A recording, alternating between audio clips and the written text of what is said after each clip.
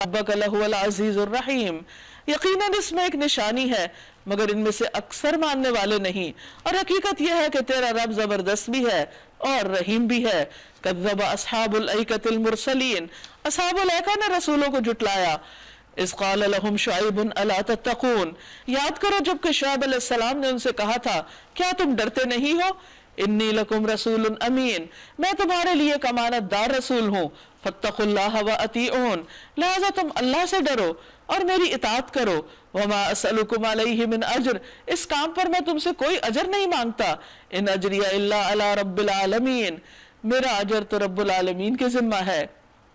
اوفوا الکیل ولا تکونوا من المخسرین، پیمانے ٹھیک بھرو اور کسی کو گھاٹا نہ دو۔ وزنوا بالقسطاس المستقیم، صحیح ترازو سے تولو اور لوگوں کو ان کی چیزیں کم نہ دو۔ ولا تبخسوا الناس اشیاءهم، لوگوں کو ان کی چیزیں ان کے حق کم نہ دو۔ نبی صلی اللہ علیہ وسلم نے فرمایا اللہ تعالیٰ کا ارشاد ہے کہ 3 طرح کے لوگ ایسے ہوں گے جن کا قیامت کے دن میں مدعی بنوں گا۔ ان میں سے ایک وہ شخص جس نے کوئی مزدور اجرت پر رکھا، اس سے پورا کام لیا لیکن اس کی مزدوری نہیں دی۔ وَلَا تَعْثَوْا فِي الْأَرْضِ مُفْسِدِينَ، اور زمین میں فساد پھیلانے والے بن کے مت پھرو۔ وَاتَّقُوا الَّذِي خَلَقَكُمْ وَالْجِبِلَّةَ الْأَوَّلِينَ، اور اس ذات کا خوف کرو جس نے تمہیں اور گزشتہ نسلوں کو پیدا کیا، سب انسانوں کو۔ قَالُوا إِنَّمَا أَنْتَ مِنَ الْمُسَحَّرِينَ، سیم الزام، انہوں نے کہا تو محض ایک سحر زدہ آدمی، لگتا ہے تجھ پہ کسی نے جادو کر دیا، اور تو کچھ نہیں مگر ہم جیسا ایک انسان، اور ہم تجھے بالکل جھوٹا سمجھتے ہیں۔ اگر تو سچا ہے تو ہم پر آسمان کا کوئی ٹکڑا گرا دے۔ شعیب علیہ السلام نے کہا میرا رب جانتا ہے جو کچھ تم کر رہے ہو۔ فَكَذَّبُوهُ فَأَخَذَهُمْ عَذَابُ يَوْمِ الظُّلَّةِ، انہوں نے اسے جھٹلا دیا، آخر کار چھتری والے دن کا عذاب ان پر آ گیا، اور وہ بڑے ہی خوفناک دن کا عذاب تھا۔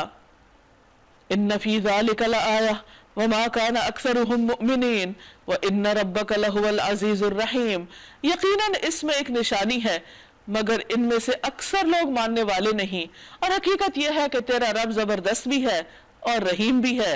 وَإِنَّهُ لَتَنزِيلُ رَبِّ الْعَالَمِينَ، اور بے شک یہ قرآن رب العالمین کی نازل کردہ ہے، یہ اللہ نے اتاری یہ کتاب۔ نزل بہ الروح الامین، روح الامین اسے لے کر اترے ہیں۔ علی قلبک لتکون من المنذرین، آپ کے دل پر اتارا ہے روح الامین یعنی جبریل علیہ السلام نے اس قرآن کو۔ کیوں؟ تاکہ آپ خلق خدا کو خبردار کریں، ان کو ڈرائیں، صاف صاف بتائیں۔ بلسان عربی مبین، صاف صاف عربی زبان میں ہے۔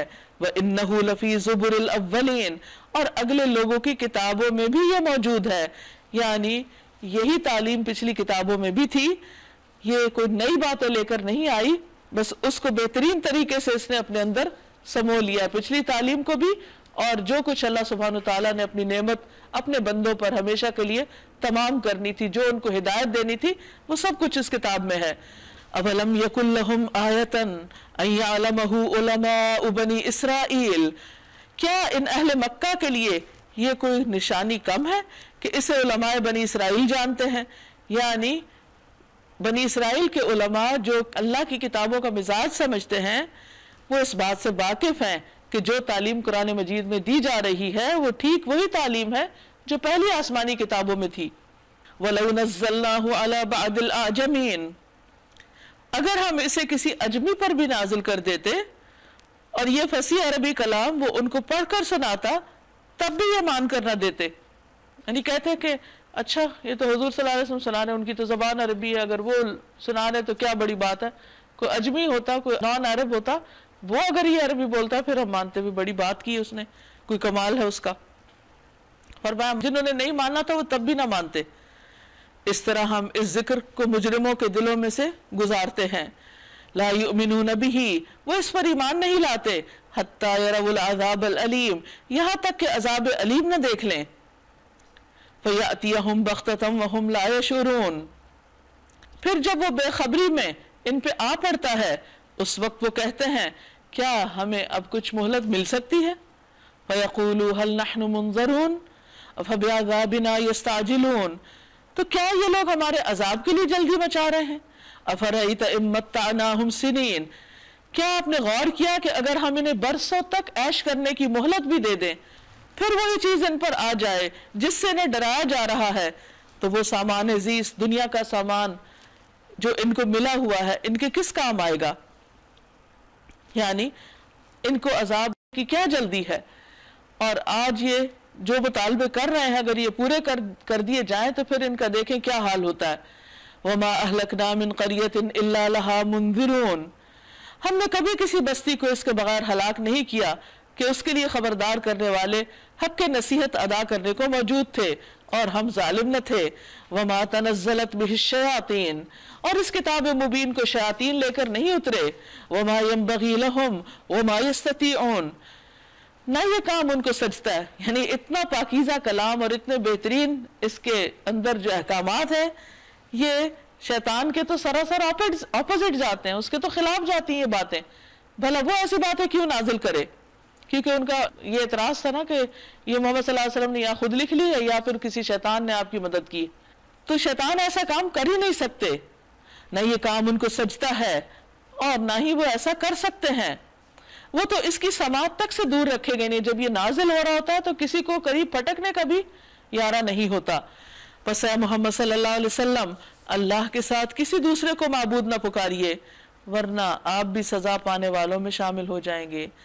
فَتَكُونَ مِنَ الْمُعَذَّبِينَ وَأَنذِرْ عَشِيرَتَكَ الْأَقْرَبِينَ، اپنے قریب ترین رشتہ داروں کو ڈراؤ۔ وَاخْفِضْ جَنَاحَكَ لِمَنِ اتَّبَعَكَ مِنَ الْمُؤْمِنِينَ، اور ایمان لانے والوں میں سے جو لوگ آپ کی پیروی اختیار کریں ان کے ساتھ تواضع سے پیش آئیے، کیونکہ وہ اپنے خاندان، کنبے، قبیلے سب کچھ چھوڑ کے آ رہے ہیں، لہٰذا آپ ہی ان کے لیے ان کے والدین کی جگہ بھی ہیں اور ان کے دوست بھی ہیں اور سب کچھ، تو اس لیے آپ ان کے ساتھ نرمی کا اور ہمدردی کا معاملہ کیجئے۔ فَإِنْ عَصَوْكَ فَقُلْ إِنِّي بَرِيءٌ مِّمَّا تَعْمَلُونَ، پھر اگر وہ تمہاری نافرمانی کریں تو ان سے کہہ دیجئے کہ جو کچھ تم کرتے ہو میں اس سے بری و ذمہ ہوں۔ وَتَوَكَّلْ عَلَى الْعَزِيزِ الرَّحِيمِ، اور توکل کیجئے اس ہستی پر جو زبردست ہے، رحم فرمانے والا ہے۔ الَّذِي يَرَاكَ حِينَ تَقُومُ، جو تمہیں اس وقت دیکھ رہا ہوتا ہے جب تم اٹھتے ہو، یعنی رات کو نماز کے لیے اٹھنا یا لوگوں کے سامنے کوئی بات کرنے کے لیے اٹھنا، حق کا پیغام دینے کے لیے، فرمایا وہ ساری کیفیات جانتا ہے، اور سجدہ گزار لوگوں میں تمہاری نقل و حرکت پر بھی نگاہ رکھتا ہے، یعنی آپ اپنے ساتھیوں کے بیچ میں کیسے چلتے پھرتے ہیں، سب کچھ سننے اور جاننے والا ہے۔ لوگوں، کیا میں تمہیں بتاؤں کہ شیاطین کس پہ اترتے ہیں؟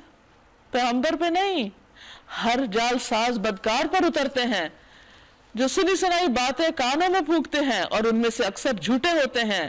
رہے شعراء، شاعر حضرات، تو ان کے پیچھے بہکے ہوئے لوگ چلا کرتے ہیں۔ کیا تم دیکھتے نہیں ہو کہ وہ ہر وادی میں بھٹکتے ہیں، یعنی ان کو کوئی متعین راہ نہیں، کوئی سیٹ پیٹرن نہیں ہوتا، اور ایسی بات کہتے ہیں جو کرتے نہیں۔ یہ میجورٹی کا حال ہے، سب کی بات نہیں۔ اِلَّا الَّذِينَ آمَنُوا، کیونکہ کچھ لوگ ایکسیپشنل بھی ہیں، مگر وہ لوگ جو ایمان لائے، وَعَمِلُوا الصَّالِحَاتِ، اور انہوں نے نیک کام کیے، وَذَكَرُوا اللَّهَ كَثِيرًا، اور کثرت سے اللہ کو یاد کیا، وَانتَصَرُوا مِن بَعْدِ مَا ظُلِمُوا، اور جب ان پہ ظلم کیا گیا تو صرف بدلہ لیا، یعنی اس دور میں شاعری کے بدلے شاعری ہوتی تھی بدلے میں۔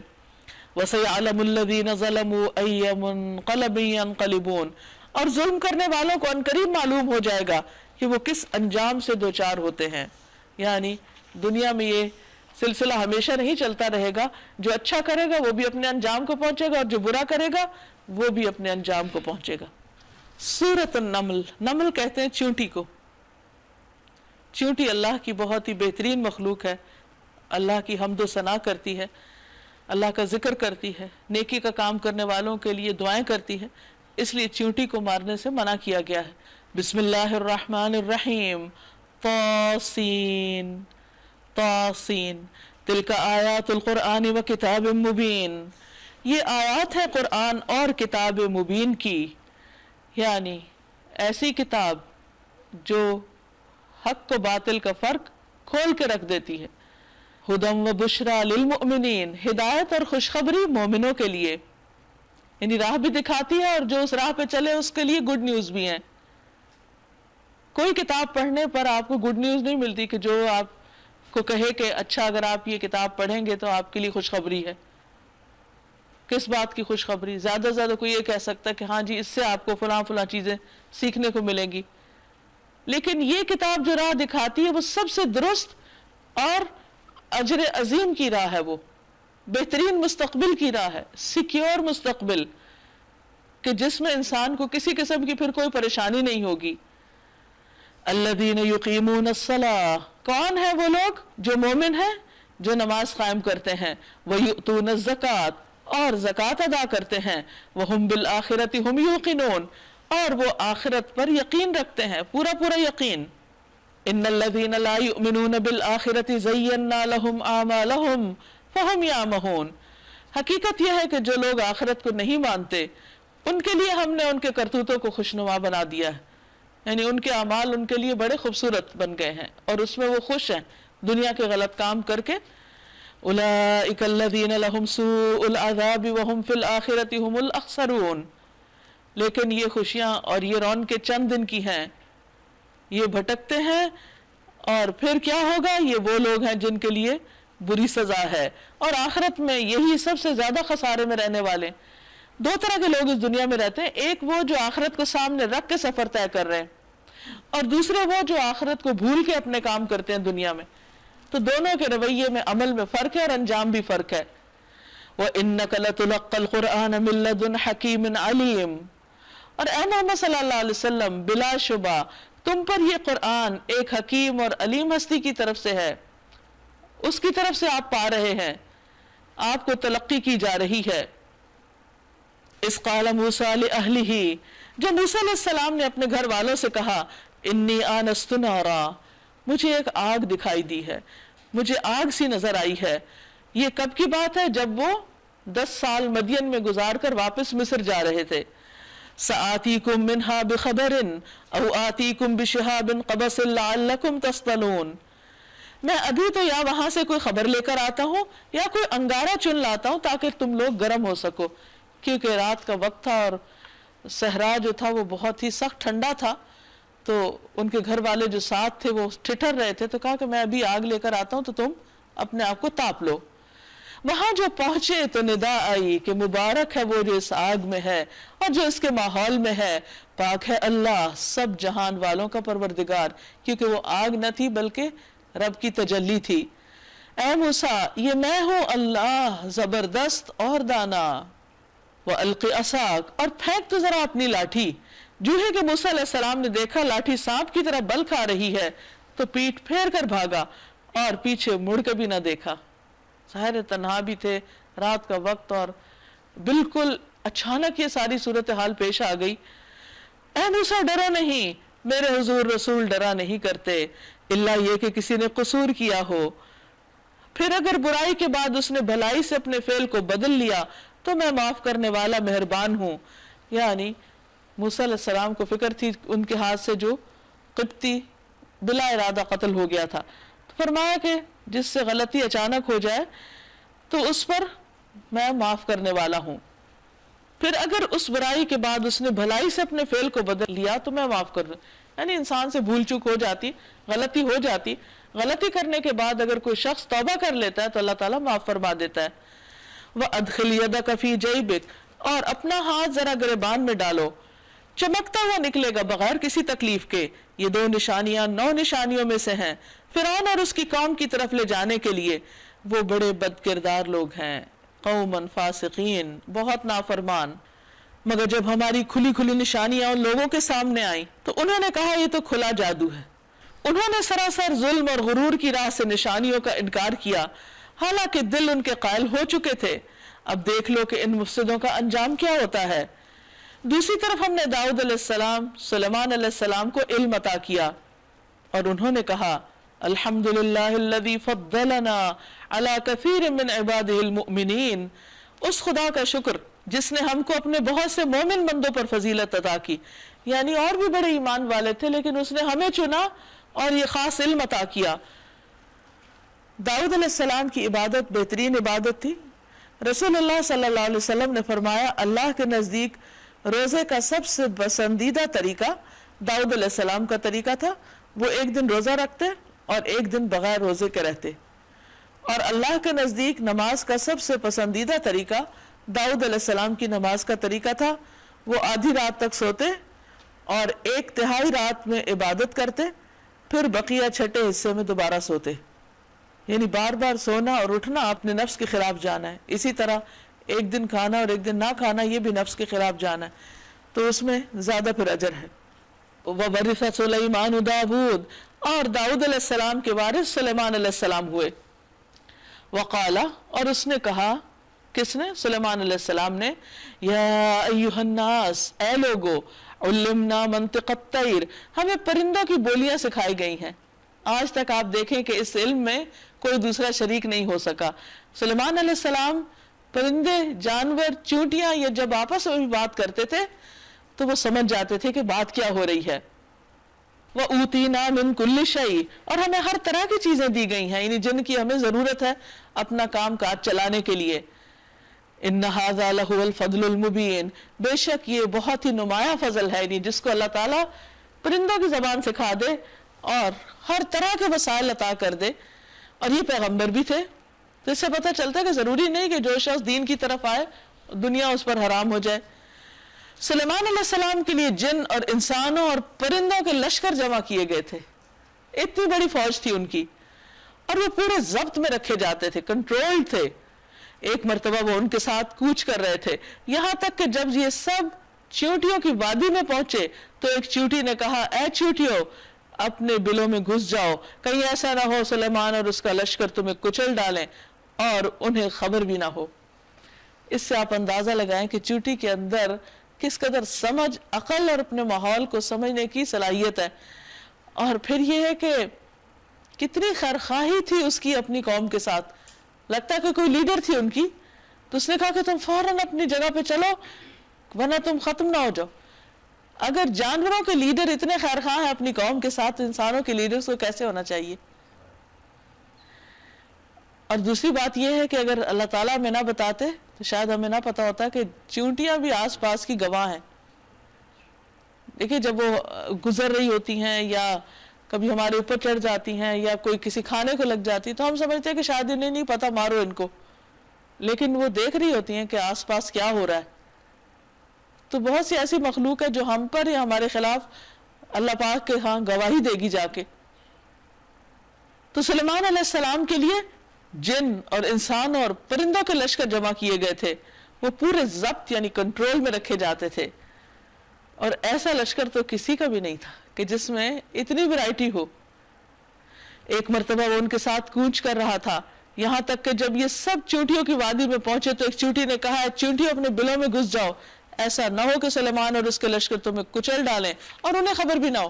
یہ بھی آپ دیکھیے کتنی پازیٹیو بات تھی اس کی، کہ انہیں پتہ بھی نہیں چلے گا اور وہ کر جائیں گے اور تمہاری شامت آ جائے گی، تو اس لیے تم خود اپنا بچاؤ کرو.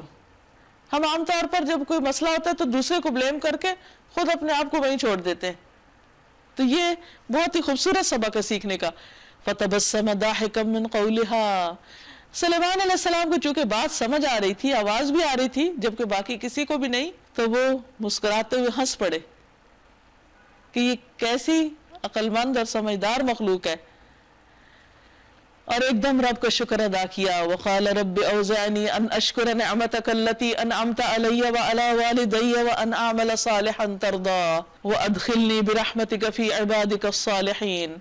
اے میرے رب مجھے قابو میں رکھ کہ میں تیرے اس احسان کا شکر ادا کرتا رہوں جو تو نے مجھ پر اور میرے والدین پر کیا، اور ایسا عمل صالح کروں جو تجھے پسند آ جائے، اور اپنی رحمت سے مجھے اپنے صالح بندوں میں شامل کر، نیک لوگوں کے ساتھ میرا انجام ہو. تو آپ دیکھیے کہ سلیمان علیہ السلام کی جو دعا ہے اس میں ایک طرف شکر ہے، پھر نعمتوں کا اقرار ہے، صرف اپنی نہیں والدین کی بھی، اور پھر اب اللہ کی رحمت کا سوال ہے، کیونکہ جس پر اللہ کی رحمت ہو جائے اس کے لیے سارے دروازے کھل جائیں. اور پھر یہ کہ مجھے وہ نیک عمل کی توفیق کرنے کی دے، اس نیک عمل کے کرنے کی توفیق دے جو تجھے پسند آ جائے. کیونکہ انسان اپنے طور پر بڑے بڑے کام کرتا رہے لیکن اگر اللہ کو پسند نہیں تو خسارہ ہی خسارہ ہے. وَتَفَقَّدَ الطَّيْرَ فَقَالَ مَا لِيَ لَا أَرَى الْهُدْهُدْ أَمْ كَانَ مِنَ الْغَائِبِينَ. ایک اور موقع پر سلیمان علیہ السلام نے پرندوں کا جائزہ لیا اور کہا، کیا بات ہے میں فلاں ہدہد کو نہیں دیکھ رہا، کیا وہ کہیں غائب ہو گیا؟ اب اس سے اندازہ لگائیے کہ سلیمان علیہ السلام کتنے ڈیوٹیفل تھے، اور کس طرح نہ صرف یہ کہ انسانوں کے لشکر بلکہ جو پرندوں کے بھی ان کے لشکر تھے ان کا بھی جائزہ لیتے تھے کہ وہ اپنی ڈیوٹی پہ حاضر ہیں یا نہیں۔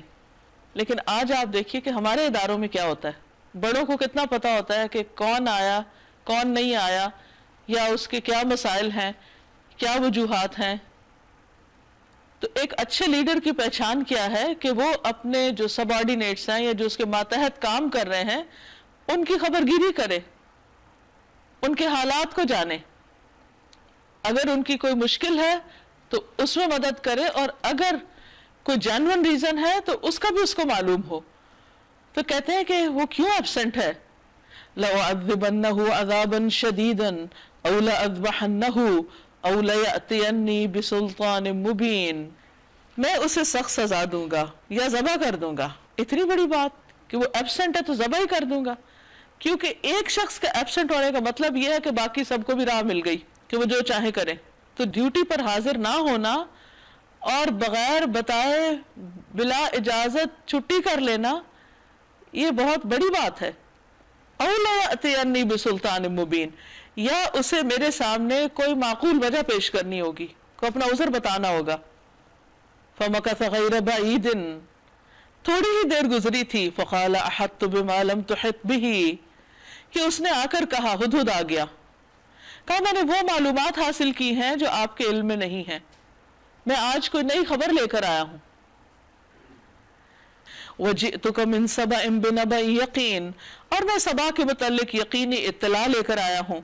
سبا جنوبی عرب کی تجارت پیشہ قوم تھی جس کا دارالحکومت معارب تھا، جو موجودہ یمن کے دارالسلطنت صنعاء سے تقریباً 55 مائلز شمال مشرق کی طرف واقع تھا، اور کہتے کہ 1000 سال تک یہ قوم بہت عروج پر رہی، اور یونانی مورخین تو یہ لکھتے ہیں کہ یہ دنیا کی سب سے زیادہ مالدار قوم تھی۔ اس کی بڑی وجہ ان کی تجارت تھی، اور اس کے ساتھ ساتھ ان کا جو نظام زراعت تھا وہ بھی زبردست تھا۔ انہوں نے آبپاشی کے لیے جگہ جگہ بند باندھ کر پانی کا اریگیشن کا بہت زبردست سسٹم بنایا ہوا تھا۔ تو ہدہد کہتے ہیں کہ میں وہ علم لے کر آیا ہوں، وہ معلومات لایا ہوں جو آپ کے پاس نہیں، کیونکہ سلیمان علیہ السلام قوم سبا سے اور ان کے طور طریقوں سے بالکل ناواقف تھے۔ اس سے یہ بھی پتہ چلتا ہے کہ کوئی شخص کتنے بھی بڑے مقام پر کیوں نہ ہو، اس کا علم ہر چیز کے بارے میں کامل نہیں ہو سکتا۔ اور ہم دیکھتے ہیں کہ ہدہد جو ایک معمولی پرندہ تھا وہ جا کے وہاں کی ساری خبریں لے آیا اپنے مخصوص طریقے سے۔ تو وہ کہتا ہے کہ انی وجدت امرأۃ تملکہم، میں نے دیکھا کہ ایک عورت ان پہ حاکم ہے، وہ ان کے اوپر حکمرانی کر رہی ہے۔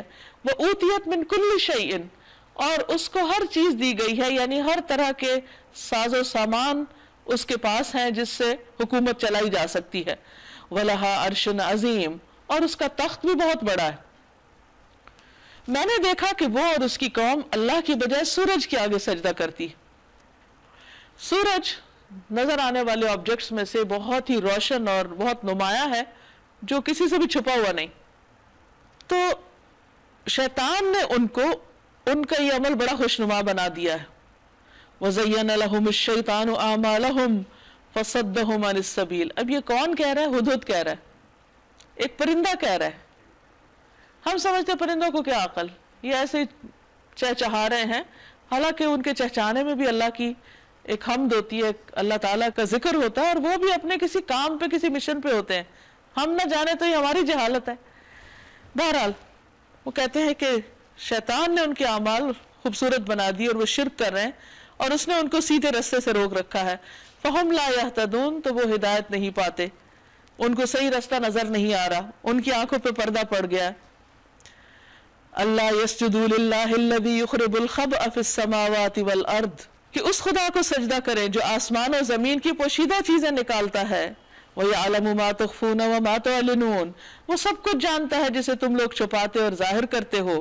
اللہ لا الہ الا هو رب العرش العظیم، اللہ کے جس کے سوا کوئی مستحق عبادت نہیں، جو عرش عظیم کا مالک ہے۔ یہاں پر سجدہ واجب ہو گیا۔ قال، سلیمان علیہ السلام نے کہا یہ ساری بات سن کر، سننظر، عنقریب ہم دیکھتے ہیں، ہم تحقیق کریں گے، اصدقت ام کنت من الکاذبین، کہ کہ تم نے سچ کہا یا جھوٹے ہو، جھوٹ بولنے والوں میں سے ہو۔ یہ بڑی پرحکمت بات تھی کہ صرف سنی سنائی پہ یقین نہیں کر لیا، کیونکہ بعض اوقات ہمیں کوئی انوکھی بات کہیں کی پتہ چلتی ہے، کوئی بھی خبر دیتا ہے تو ہم کہتے ہیں اچھا ہاں بالکل ٹھیک ہوگا، لیکن سلیمان علیہ السلام نے کہا کہ اچھا پہلے ہم اس کے بارے میں کچھ مزید معلوم کرتے ہیں۔ اچھا، اور اس کے لیے بھی انہوں نے اس پر عدم اطمینان کا اظہار نہیں کیا، اسی کے حوالے کام کیا، کہا اذهب بکتابی ھذا، جاؤ میرا یہ خط لے جاؤ، فألقه الیہم، اسے جا کے ان کے پاس ڈال دو، ثم تولی عنہم، پھر ان سے ہٹ کے کھڑے ہو جاؤ، فانظر ماذا یرجعون، دیکھو کیا ری ایکشن ظاہر کرتے ہیں، کیا رد عمل ظاہر کرتے ہیں۔ اب ہدہد حکم کے مطابق خط لے کے چلا جاتا ہے۔ قالت یا ایھا الملأ انی القی الی کتاب کریم، ملکہ بولی اے اہل دربار، میری طرف ایک بڑا اہم خط پھینکا گیا ہے، انہ من سلیمان، وہ سلیمان کی طرف سے ہے، وانہ بسم اللہ الرحمن الرحیم، اور اللہ رحمان اور رحیم کے نام سے شروع کیا گیا ہے۔ اس کا مضمون یہ ہے اللہ تعالی علیہ واتونی مسلمین، کہ میرے مقابلے میں سرکشی نہ کرو اور مسلم ہو کر میرے پاس حاضر ہو جاؤ۔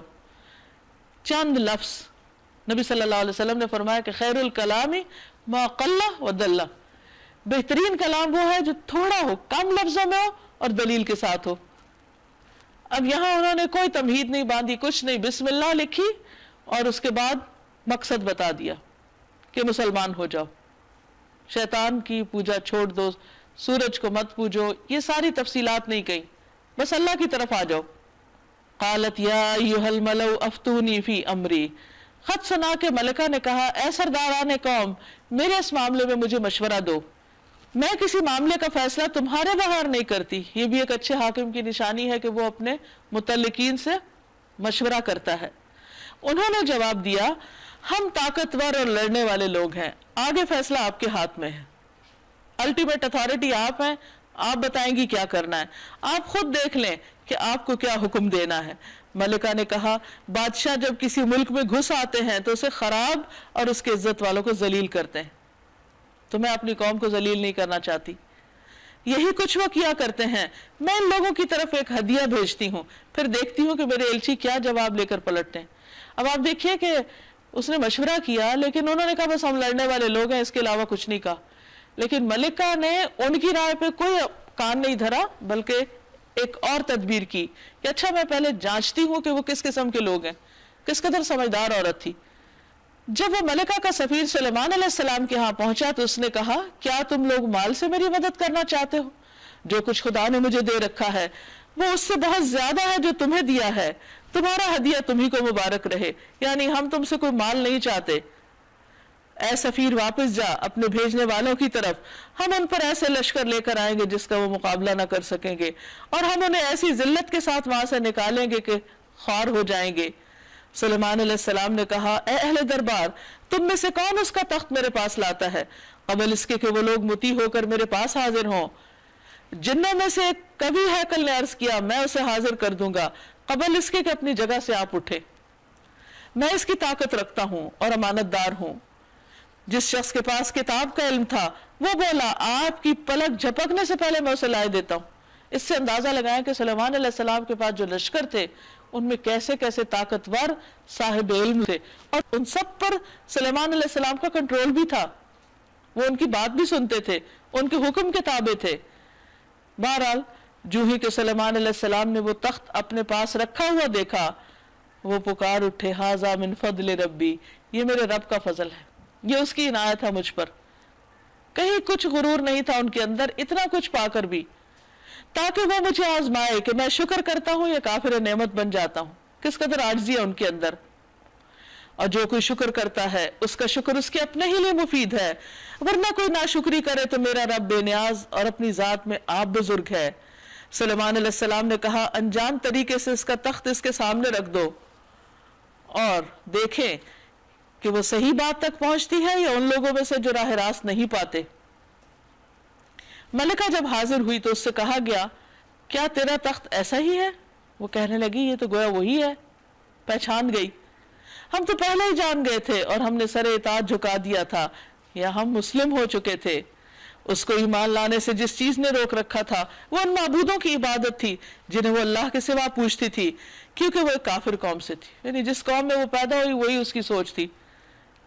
لیکن سلیمان علیہ السلام نے تخت کے تھوڑا سا حصہ بدل کے اس کی سمجھ کا جائزہ لیا اور اس کو یہ بتانا چاہا کہ کس طرح بعضوں کا شیطان اصل چیز کو کیا بنا کے دکھاتا ہے، یعنی اللہ تعالیٰ کی بجائے اس نے تمہارا رخ سورج کی طرف کر دیا، تو وہ فوراً سمجھ گئی۔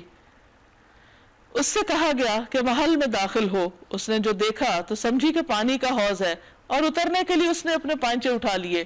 سلیمان علیہ السلام نے کہا یہ شیشے کا چکنا فرش ہے۔ اس میں بھی دراصل ان کو ٹیسٹ کرنا تھا کہ دیکھیں چیزیں جو نظر آتی ہیں وہ نہیں ہوتی، تم جو سورج کو خدا دیکھتے تو وہ خدا نہیں ہے۔ اس پر وہ پکار اٹھی، قالت رب انی ظلمت نفسی واسلمت مع سلیمان للہ رب العالمین، اے میرے رب آج تک میں اپنے نفس پر بڑا ظلم کرتی رہی، اس غلط فہمی کا شکار رہی، اور اب میں نے سلیمان علیہ السلام کے ساتھ اللہ رب العالمین کی اطاعت قبول کر لی۔ اور یہ ایک بہت زبردست فیصلہ تھا اس خاتون کا، اور اس کے اندر بھی کوئی سختی یا کسی قسم کا تکبر نہیں تھا۔ اتنی بڑی حکومت اور سلطنت کی مالک ہوتے ہوئے جو دنیا کی مالدار ترین قوم تھی، وہ آسانی کے ساتھ اسلام قبول کر لیتی۔ وَلَقَدْ أَرْسَلْنَا إِلَىٰ ثَمُودَ أَخَاهُمْ صَالِحًا، اور سمود کی طرف ہم نے ان کے بھائی صالح علیہ السلام کو یہ پیغام دے کر بھیجا کہ اللہ کی بندگی کرو، تو یک وہ دو جھگڑنے والے فریق بن گئے۔ صالح علیہ السلام نے کہا میری قوم کے لوگوں، بھلائی سے پہلے برائی کے لیے کیوں جلدی مچاتے ہو؟ کیوں نہیں اللہ سے مغفرت طلب کرتے، شاید کہ تم پر رحم فرمایا جائے۔ انہوں نے کہا ہم نے تو تم کو اور تمہارے ساتھیوں کو بدشگونی کا نشان پایا ہے۔ صالح علیہ السلام نے کہا اے میری قوم کے لوگوں، بھلائی سے پہلے برائی کے لیے کیوں جلدی مچاتے ہو، یعنی اللہ سے خیر مانگنے کی بجائے عذاب مانگنے میں کیوں جلدی کرتے ہو؟ کیوں نہیں اللہ سے مغفرت طلب کرتے، شاید کہ تم پہ رحم فرمایا جائے۔ انہوں نے کہا ہم نے تو تم کو اور تمہارے ساتھیوں کو بدشگونی کا نشان پایا، نہیں جب سے تم آئے ہو ہمارے ہاں بہت بے چینی ہو گئی ہے، ہمارا تو امن تباہ ہو گیا۔ صالح علیہ السلام نے جواب دیا تمہارے نیک اور بدشگون کا سر رشتہ تو اللہ کے پاس ہے، یعنی اس کا مالک تو اللہ ہے، اصل بات یہ ہے کہ تم لوگوں کی آزمائش ہو رہی ہے۔ اس شہر میں 9 جتھے دار تھے جو ملک میں فساد پھیلاتے اور کوئی اصلاح کا کام نہ کرتے۔ یہ 9 پارٹیاں یا 9 گروپس یا 9 جماعتیں تھی جو فتنہ فساد پھیلا رہی تھی۔ انہوں نے آپس میں کہا خدا کی قسم کھا کر عہد کر لو کہ ہم صالح اور اس کے گھر والوں پر شبخون ماریں گے، اور پھر اس کے ولی سے کہہ دیں گے کہ ہم اس کے خاندان کی ہلاکت کے موقع پر موجود نہ تھے۔ ہم بالکل سچ کہتے ہیں، یہ چال تو وہ چلے، پھر ایک چال ہم نے چلی جس کی انہیں خبر نہ تھی، اب دیکھ لو کہ ان کی چال کا انجام کیا ہوا۔ ہم نے تباہ کر کے رکھ دیا ان کو اور ان کی پوری قوم کو، وہ ان کے گھر خالی پڑے ہیں اس ظلم کی پاداش میں جو وہ کرتے تھے۔ اس میں ایک نشان عبرت ہے ان لوگوں کے لیے جو علم رکھتے ہیں۔ اور بچا لیا ہم نے ان لوگوں کو جو ایمان لائے تھے اور نافرمانی سے پرہیز کرتے تھے۔ اور لوط علیہ السلام کو ہم نے بھیجا، یاد کرو وہ وقت جب اس نے اپنی قوم سے کہا کیا تم آنکھیں دیکھتے بدکاری کرتے ہو، یعنی تم ایسا برا کام کرتے ہو جو عقل فطرت ہر اعتبار سے برا ہے۔ کیا تمہارا چلن یہی ہے کہ عورتوں کو چھوڑ کر مردوں کے پاس شہوت رانی کے لیے جاتے ہو؟ حقیقت یہ ہے کہ تم لوگ سخت جہالت کا کام کرتے ہو۔ مگر اس کی قوم کا جواب اس کے سوا کچھ نہ تھا کہ انہوں نے کہا نکال دو لوط کے گھر والوں کو اپنی بستی سے، یہ بڑے پاک باز بنتے ہیں، یعنی ان کی نیکی کا انہیں تانا دینے لگے۔ آخر کار ہم نے بچا لیا اس کو اور اس کے گھر والوں کو، سوائے اس کی بیوی کے جس کا پیچھے رہ جانا ہم نے طے کر دیا تھا، کیونکہ اس کی وفاداریاں اسی قوم کے ساتھ تھیں۔ اور برسائی ان لوگوں پر ایک برسات، بہت ہی بری برسات تھی وہ ان لوگوں کے حق میں جو متنبع کیے جا چکے تھے۔ قل الحمد للہ وسلام علی عبادہ الذین اصطفیٰ اللہ خیر اما یشرکون، کہہ دیجئے حمد تعریف ہے اللہ کے لیے اور سلام اس کے ان بندوں پر جنہیں اس نے برگزیدہ کیا، چن لیا۔ ان سے پوچھئے اللہ بہتر ہے یا وہ معبود جنہیں لوگ اس کا شریک بنا رہے ہیں؟ وآخر دعوانا ان الحمد للہ رب العالمین۔ यहाँ पर हमारा पारा मुकम्मल होता है. अब आप लोग अगर अपने कोई ख्यालात का इजहार करना चाहें तो मोस्ट वेलकम. अभी यहाँ पे अल्लाह की बात हम लोग पढ़ रहे थे, सुन रहे थे, तो कुरान से जुड़ने के बाद अल्हम्दुलिल्लाह ऐसा होता है कि इन चीज़ों से बहुत ज़्यादा अवॉइड करते, परहेज़ करते और चाहते कि ऐसा माहौल हो. लेकिन बाकी जो और फैमिली होती है, आना जाना होता है, तो ज़ाहिर है जाना तो होता है. अमूमन वहाँ पे इसी तरह की बहुत ज़्यादा अवॉइड करने के बावजूद भी आप खुद इधर उधर हो सकते, लेकिन वो सब वहाँ पे ऐसे ही हो रहा होता है. बड़ा मसला हो जाता है. बाज़ दफ़ा खुद जो है ना बहुत ज़्यादा गिल्टी फील करने लगते हैं इन सब बातों से, क्योंकि सुन रहे होते हैं. देखिए, अगर आप किसी को कोई राह नहीं दिखाएंगे तो लोग आपको दिखाएंगे. अगर आपके पास कोई अच्छी चीज़ है किसी को बताने के लिए तो आप बताइए, वरना आप मगलूब होंगे. हम आजकल के दौर को अमूमन ये समझते हैं कि यही बहुत एडवांस्ड दौर है, सब बहुत मॉडर्न साइड पर जा रहे हैं, वेस्टर्न और सारी चीज़ें बहुत हमें अपील करती हैं. और हम समझते हैं कि पिछले दौर की बातें और ये सब किस्से बहुत पुरानी कहानी है, और ये तो शायद इन पर उस तरह से यकीन नहीं लाते, ला कर भी उस तरह नहीं लाते. लेकिन हज़रत सुलेमान अलैहिस्सलाम का दौर, अगर इस पर हम बगौर इसका जायज़ा लें तो उसमें तो वो सारी चीज़ें नज़र आ रही जो शायद अभी भी मुझे कहीं भी उस तरह से हमें नहीं नज़र आती. बहुत एडवांस दौर था. बनी इसराइल का ये एक ऐसा ज़बरदस्त तरक्की वाला दौर था कि जिसकी मिसाल नहीं मिलती दुनिया में. मोमिन के लिए खुशखबरी है कि बुराई के बाद अगर वो कॉन्शियस हो के अच्छाई की तरफ आ जाता है या अल्लाह से तौबा करता है तो अल्लाह ताला उसको माफ़ कर देते हैं, चाहे बड़े से बड़ा गुनाह हो. बिल्कुल. तो फिर इस ज़िंदगी को इस्तेमाल करना चाहिए वक्त को कि हम भागें, रोज़ाना हम गौर व फिक्र करके अपनी इस्लाह करें और पिछली ज़िंदगी की भी माफ़ी मांगें, और जो सुबह से लेकर शाम तक हमने किया है रात को हम 10 मिनट का गौर व फिक्र करें और माफ़ी मांगें. मुझे सूरह फुरक़ान में जो आपने ज़िक्र किया कि चाल से इंसान की शख्सियत का पता चलता है, तो अगर हम आज देखें कि लोग अपने जो साइकेट्रिस्ट हैं अपने तालीम में उसमें कितना माहिर हो जाते हैं, और फिर वो लोगों से अगर आप कभी उनसे कोई प्रॉब्लम हो और उनके पास जाएं तो वो आपसे सबसे पहले एक डायग्राम बनवाते हैं जिससे वो आपकी शख्सियत का जायज़ा लेने की कोशिश करते हैं. तो मुझे ये बात इतनी अच्छी लगी कि अगर हम कुरान को पढ़कर उस पर गौर व फिक्र करें तो हम अपनी ज़ात का तज़किया इस किताब से भी कर सकते हैं कि किस तरीक़े से, मतलब अल्लाह पाक ने हर जगह हमारे बता दिया कि हमारे किस अमल करने की वजह से हमारे अंदर क्या ख़राबी है और हमारा कौन सा अमल हमें अच्छा बता रहा है. आज सूरह नमल के पढ़ने के बाद एक चीज़ जो बहुत ज़्यादा रियलाइज़ की वो ये कि आपने एक हदीस का मफ़हूम फरमाया कि आसनुल कलाम कल्ला व दल्ला. अल्लाह सुब्हानहू व तआला ने इस किताब में इतनी खूबसूरती से चंद मुख्तसर से अल्फाज में हमें पूरा एक मैनेजमेंट ऑफ ऑर्गेनाइजेशन पूरा कंप्लीट बता दिया. इसके बरक्स जब मैंने अपनी स्टडीज़ चल रही थी तो वॉल्यूम्स के वॉल्यूम्स होते थे और सेम एक एक चीज़ सामने आ रही थी कि वही चीज़ें अल्लाह ताला ने हमें 1400 साल पहले से बता दी हैं. लेकिन जो हमारी बदकिस्मती है वो ये है कि हम इस किताब से दूर हैं. बिल्कुल. नाज़रीन, इसके साथ ही हमारे आज के प्रोग्राम का वक्त ख़त्म होता है. आपसे इजाज़त चाहते हैं. अल्लाह ताला से दुआ है कि जो कुछ भी हमने पढ़ा और सीखा है हमें इस पर अमल की तौफीक अता फरमाए. आप सब के लिए दुआएं, नेक तमन्नाएं. अस्सलामु अलैकुम व रहमतुल्लाहि व बरकातुहू.